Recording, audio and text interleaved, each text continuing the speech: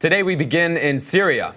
UN inspectors say there's, quote, clear and convincing evidence that chemical weapons were used in the August 21st attack that killed an estimated 1,500 people. In the report to Secretary General Ban Ki-moon, UN inspectors said, quote, the conclusion is that chemical weapons have been used in the ongoing conflict between the parties in the Syrian Arab Republic against civilians, including children, on a relatively large scale.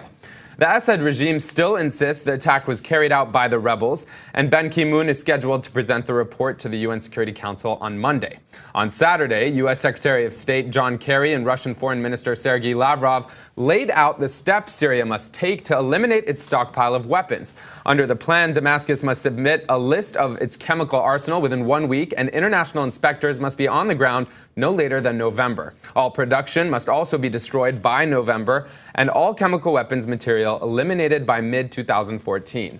Now, the Security Council is working to draft a resolution that will allow the international community to consider a military strike if Syria is to fail to comply. Joining us now to discuss all of this, we have Josh Hirsch, our HuffPost Middle East correspondent, and Farnaz Fasihi, writer for the Wall Street Journal covering the Middle East. Thank you so much for joining us. Josh, I'm going to start with you.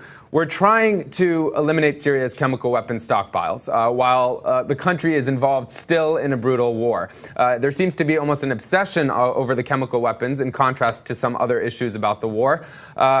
And, you know, this is unprecedented. This effort presumably is more challenging, more risky if the rebel groups, as they're claiming, are opposing the very international effort that's taking place. I'm curious what you make of this move. You know, Ahmed, I mean, it sort of depends on how you look at it, obviously. If you look at it the way you just described it as two separate initiatives, one of which is to focus exclusively on the chemical weapons, and the other is to try in some murky way to also deal with the rebellion and hopefully bring the war to an end or help the rebels in some way. Obviously, that makes very little sense, and that's sort of the way in which critics of this plan are looking at it, and that may in fact be the only way to look at it. But there's another way to look at what Obama is trying to do, and I think it's worth at least taking this on face value for a little while, which is they're looking at this as the best opportunity to bring the Russians, and even now it looks like potentially the Iranians, into a negotiating room so that they can actually sort of make some incremental progress, and that would lead to another a meeting now in Geneva where they would have another group of people getting together and hopefully come to some diplomatic resolution to the whole crisis. Now that's optimistic, and it may not happen, but you have to assume that that's something in the minds of the Obama administration as they pursue this chemical weapons plan. Certainly, and obviously, you know, it seems as much as we talk about Syria, the people who we often forget are the Syrians themselves. Farnaz, I just want to share with you this cartoon. I don't know if you saw it.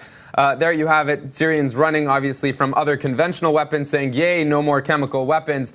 It seems like the conversation is about everyone's reactions and diplomatic efforts, including the Syrian governments, but the Syrian people are often forgotten. So we have the Syrian officials calling this plan a victory. President Obama assuring the Russian deal, the Russian-led deal, does not weaken the U.S.'s standing.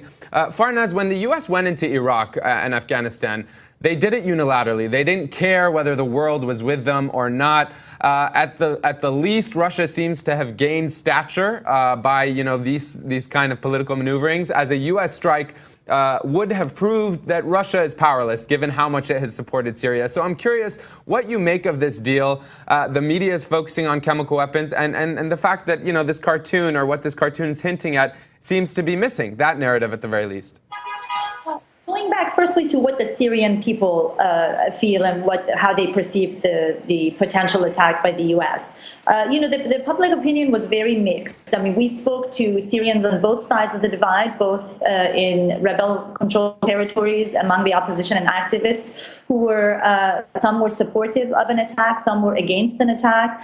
And the same was true in Damascus, where the regime is in control. A lot of people were apprehensive, and frankly, to the Syrians, it was very puzzling that the world was making such a big deal about the chemical attack.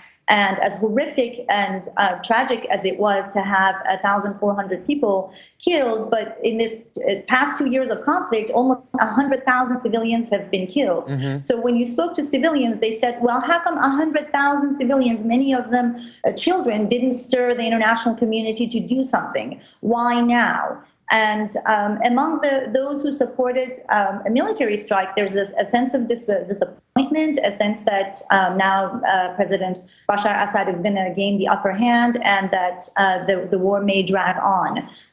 So there's relief and disappointments on both sides of the divide.